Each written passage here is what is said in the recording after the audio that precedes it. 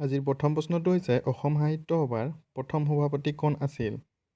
ইয়াৰে অপশ্যনকেইটা দিয়া আছে। A Padmadhar Gohain Baruah, B Kuladhar Chaliha, C doctor Surya Hazarika, D Chandradhar Baruah. ইয়াৰে অপশ্যনকেইটাৰ ভিতৰত শুদ্ধ উত্তৰটো হৈছে পদ্মধৰ গোহাঁই বৰুৱা। নেক্সট কুৱেশ্যন, অসম সাহিত্য সভাৰ প্ৰতীক চিহ্ন কোনে অংকন কৰিছিল? ইয়াৰে অপশ্যনকেইটাত দিয়া আছে। এ যুগল দাস, বি মিত্ৰদেৱ মহন্ত, চি শোভা ব্ৰহ্ম, ডি জগন্নাথ বৰুৱা। ইয়াৰে অপশ্যনকেইটাৰ ভিতৰত শুদ্ধ উত্তৰটো হৈছে এ যুগল দাস। নেক্সট কুৱেশ্যনটো হৈছে কেতিয়া অসমৰ ৰাজধানী শ্বিলঙৰ পৰা দিছপুৰলৈ স্থানান্তৰ কৰা হৈছিল? ইয়াৰে অপশ্যনকেইটাত দিয়া আছে। এ 1873, বি 1973, চি 1984, ডি 1958। অপশ্যনকেইটাৰ ভিতৰত শুদ্ধ উত্তৰটো হৈছে 1973। নেক্সট কুৱেশ্যন, অসম স্বাধীনতা সংগ্ৰামৰ ইতিহাসত প্ৰথমগৰাকী নাৰী শ্বহীদৰ নাম কি আছিল?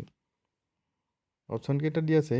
এ Kanaklata, B Mirabai, C Nalinibala Devi, D Mangri Orang. ইয়াৰে অপশ্যনকেইটাৰ ভিতৰত শুদ্ধ উত্তৰটো হৈছে D Mangri Orang. Next question, Phulaguri বিদ্ৰোহত মৃত্যু হোৱা ব্ৰিটিছ বিষয়াগৰাকীৰ কোন আছিল? ইয়াৰে অপশ্যনকেইটা দিয়া আছে। A lieutenant Singer, B lieutenant Robert, C lieutenant Brooke, D এটাও নহয়। ইয়াৰে অপশ্যনকেইটাৰ ভিতৰত শুদ্ধ উত্তৰটো হৈছে option A lieutenant Singer. Next কুৱেশ্যনটো হৈছে পথৰুঘাটৰ ৰণ কোন চনত হৈছিল? ইয়াৰে অপশ্যনকেইটাত দিয়া আছে। এ 1869, বি 1861, চি 1865, ডি 1894। ইয়াৰে অপশ্যনকেইটাৰ ভিতৰত শুদ্ধ উত্তৰটো হৈছে অপশ্যন ডি 1894। নেক্সট কুৱেশ্যনটো আছে অসমীয়া ভাষা কোন বছৰত পুনৰ প্ৰতিষ্ঠা হৈছিল? ইয়াৰে অপশ্যনকেইটাৰ ভিতৰত দিয়া আছে। Option A 1873, B 1836, C 1888, D 1889। ইয়াৰে অপশ্যনকেইটাৰ ভিতৰত শুদ্ধ উত্তৰটো হ'ব অপশ্যন এ 1873।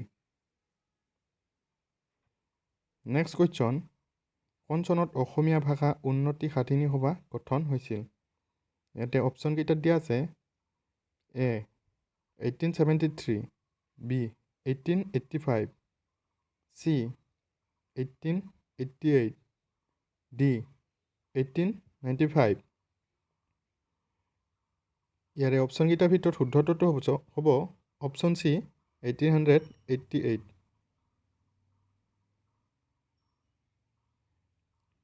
নেক্সট কুৱেশ্যন, কোন চনত জোনাকী প্ৰথম প্ৰকাশ পাইছিল? ইয়াৰে অপশ্যনকেইটা দিয়া আছে। 1889, বি 1879, চি 1989, ডি 1892। ইয়াৰে অপশ্যনকেইটাৰ ভিতৰত শুদ্ধ উত্তৰটো হ'ব option A 1889। Next question, Mahatma গান্ধীয়ে কোন চনত প্ৰথম অসম ভ্ৰমণ কৰিছিল? ইয়াৰে অপশ্যনকেইটাৰ ভিতৰত দিয়া আছে। এ 1921, বি 1923, চি 1922, ডি 1924। ইয়াৰে অপশ্যনকেইটাৰ ভিতৰত শুদ্ধ উত্তৰটো হ'ব এ 1921।